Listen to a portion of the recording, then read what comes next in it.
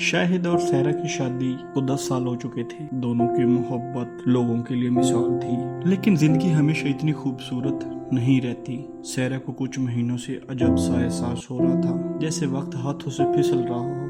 एक दिन अचानक सहरा को अस्पताल में चेकअप के बाद पता चला कि उसे कैंसर है और वो भी आखिरी स्टेज पर है। डॉक्टर ने सिर्फ 6 महीने बताए। सहरा ने फैसला किया कि वो शायद को ये खबर नहीं देगी। वो चाहती थी कि शायद की आखिरी यादें खूबसूरत हों, दुख की नहीं। सहरा ने एक राजदार डाकिये को अपना आखिरी पैगाम दिया, एक खत जो उसकी मौत के बाद शायद तक पहुंचाया जाना था। 6 महीने बाद सहरा हमेशा के लिए खामोश हो गई। शायद टूट गया, लेकिन फिर एक दिन उसे वो खत मिला। खत में लिखा था, शायद मैं तुमसे आखिरी लम्हे तक मोहब्बत करती रही, लेकिन तुम्हें ये बताकर तुम्हें तोड़ना नहीं चाहती थी। मैं चाहती थी कि तुम मजबूत रहो, जियो और दूसरों के लिए उम्मीद बनो। मेरा एक ख्वाब था कि तुम अपना पुराना क्लिनिक दोबारा खोलो और गरीबों का मुफ्त इलाज करो, मेरे लिए, उनके लिए। खुदा हाफिज। शायद ने वो खत सीने से लगाया, आंखों से आंसू बह निकले और अगले ही हफ्ते शायद ने अपना पुराना क्लिनिक दोबारा खोल दिया। उसके बहर एक तख्ती थी, सायरा फ्री क्लिनिक, एक मोहब्बत की याद में।